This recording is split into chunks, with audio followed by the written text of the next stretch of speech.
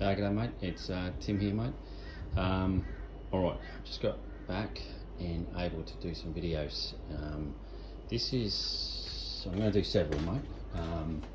I'll put her out where I get a bit better light out there and can do a walk around, get above it, but I want to do a cold start for you just to show you a little bit more about it. I'll just step back a little bit and give you a bit of a side view of the truck, give you a bit of info while we're going.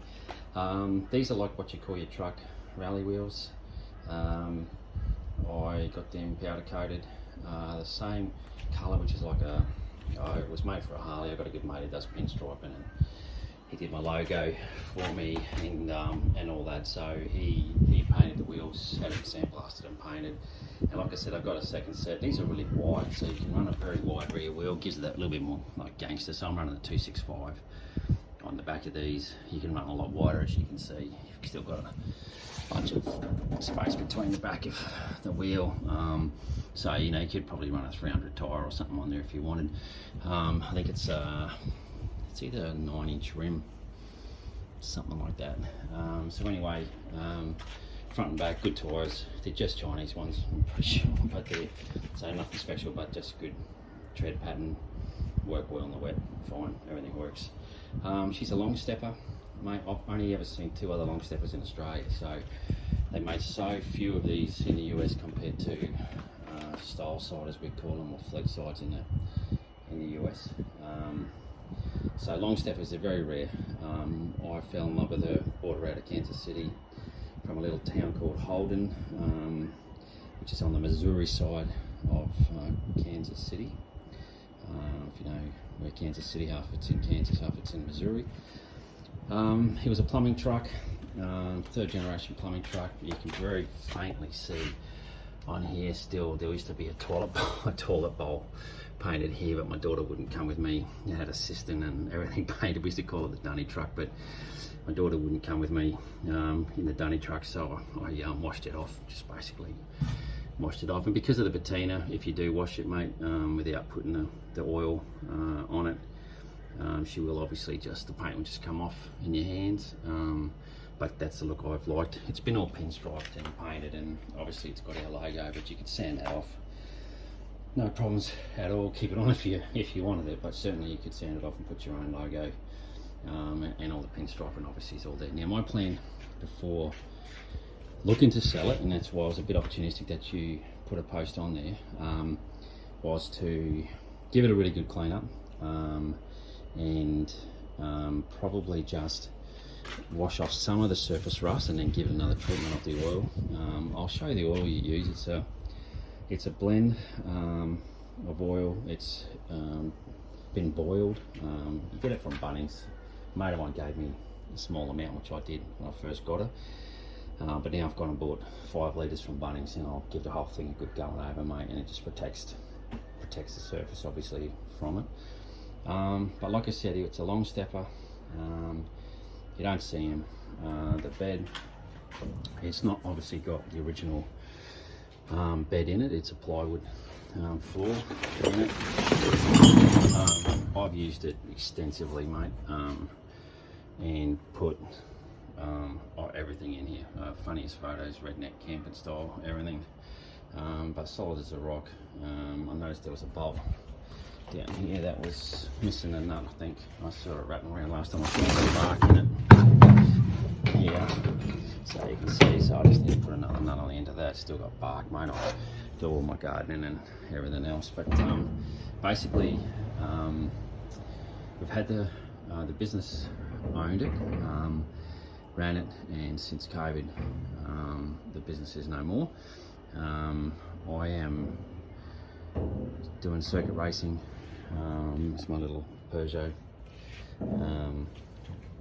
track car, and so I would like to free up a few funds, pay off a little bit of debt.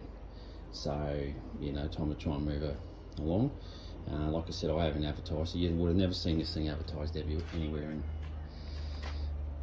in Australia, because I bought it through a broker. Basically found it in Missouri and used a broker to bring it over. I'm the first owner.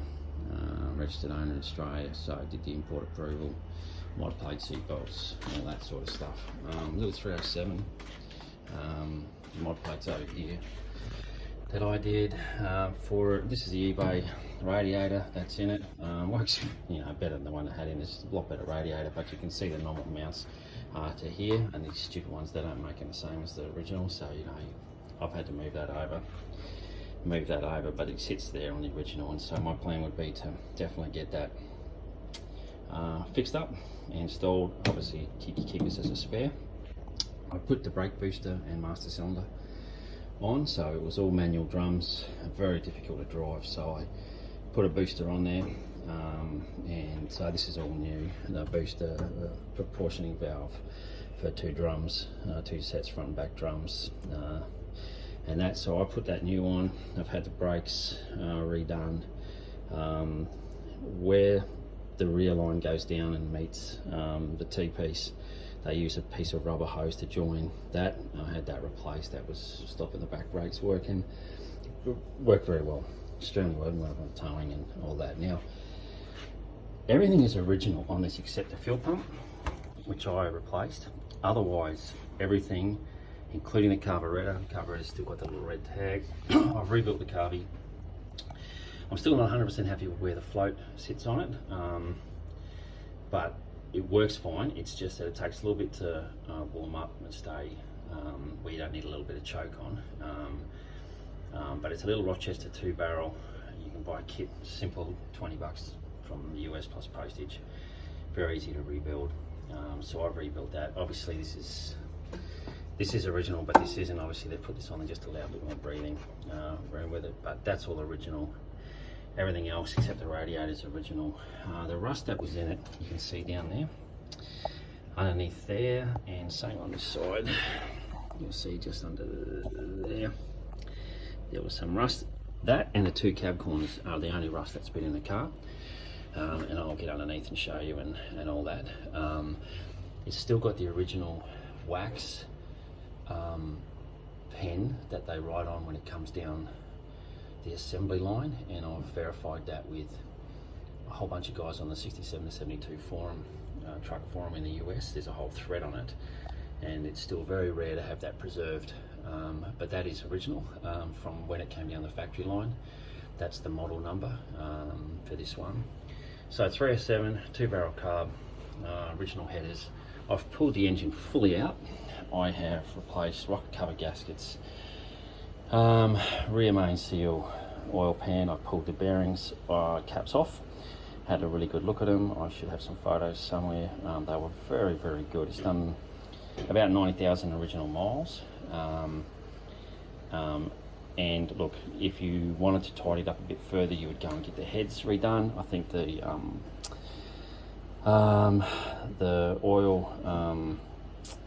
what do you call it, when the valve guides are probably worn, like a lot of the old lead based cylinder heads. You could take the cylinder heads off, get them redone, get some hardened valves and different things that you need for. I do run occasionally the lead replacement additive that you can put in it, but otherwise, yeah, basically running premium in it, and you know, do regular oil changes. I don't use anything like synthetic or anything. Of course, you've got to keep with a mineral base with these things. Put synthetic in and you can really upset them. They're not used to it. They're used to very cheap oil, but you know, it gets regular oil changed. And I think I worked out the other day, I've done about 1,500 miles a year since I've had it. And like I said, heater, everything works. So all your roadworthy demisters, everything like that, all the heater works. I did notice the other day at the water pump, the bottom of the water pump there, where you have that cover that sits on there, it looked like it was weeping a little bit of oil. That's the first sign of any oil leak from underneath, but again, I'll hop underneath and show you all that, so you know exactly. It's got a stereo in it. That's what the red cable is there. I put a stereo in it. I didn't want to butcher anything on this, so it is under the seat. So it's got an amp, 2 6x9s in boxes under the seat. So the only thing that's been butchered, well, not butchered, but is I run a wire through the firewall. Otherwise, I didn't want to touch anything inside the car, and I'll do a proper video of inside the car. All right, I'll do a quick start on it, mate. It's one pump with the manual choke on, and she starts up every time. I'd never ever even suggest that she wouldn't. Just to show you that it is cold, mate. I don't know how I can do it, but this one's still freezing cold. I haven't started it for probably 3 days. And I'll quickly do that, and then I'll get a bunch of other videos going. So I have to hop in this side because I park very close to keep a walkway, but basically in neutral, 3 on the tree. Excuse our mask wearing, all the original dash. Got the, in here, glove box, you've got the original specs for where it was built and come down the line, and that's the number. The start of that number there is the start of the number that's on the firewall as described. It's got new stuff interior, like this has all been, seat's been redone. It's got a new dash pad. Santa Maria can come with it, mate. I bought this in Mexico. I had it blessed when I was over there by a spiritual lady at one of the markets, and since then she's been in here protecting the car, looking after it, keeping it running well. Her name's Santa Maria, so again, yeah, I'd like her to stay with the car, but of course you can ditch her whatever you like. It's got new visors, sorry they're dusty. It's had new door rubbers. These door rubbers need re-gone, but they're all new. That's on there. New seat belts. So license for 3-seater. That's where you'd put a stereo. It's never had one. Yeah, obviously your original thing. All these work, so you know, your cooling and heating. It's got vents that cool down. Fabulous quarter panes and all that. Look, they don't seal brilliant, mate. You can see up here. I'm never worried, mate. You could go to town. You know, there's Sunshine Coast. There's a flipping great truck shop that sells every single part. But I've not touched any of that. I just wanted to keep it original. I'll show you all the documentation I've got with it too. Gas tanks in the back with these, as you know, it works fine. But anyway, one quick start. So basically one pump, bit of choke on, starts up. Just drop the choke in a bit. All the gauges work, mate. Oil pressure works. Oops. I'll just start that again.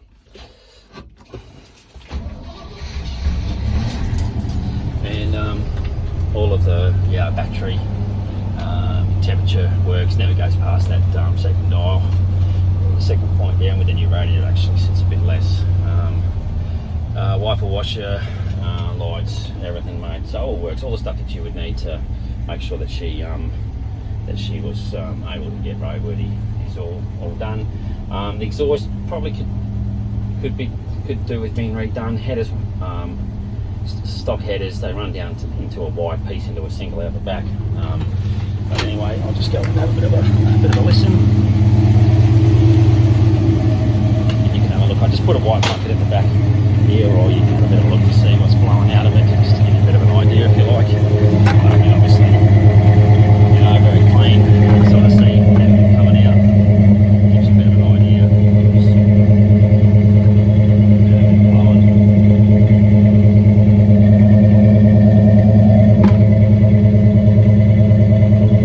Gets a little few drips out of it, mate, because it has a bit of moisture in there. I'll put that underneath, but I don't need to work away, but other than that, mate, you can see she's clean on the backdrop there.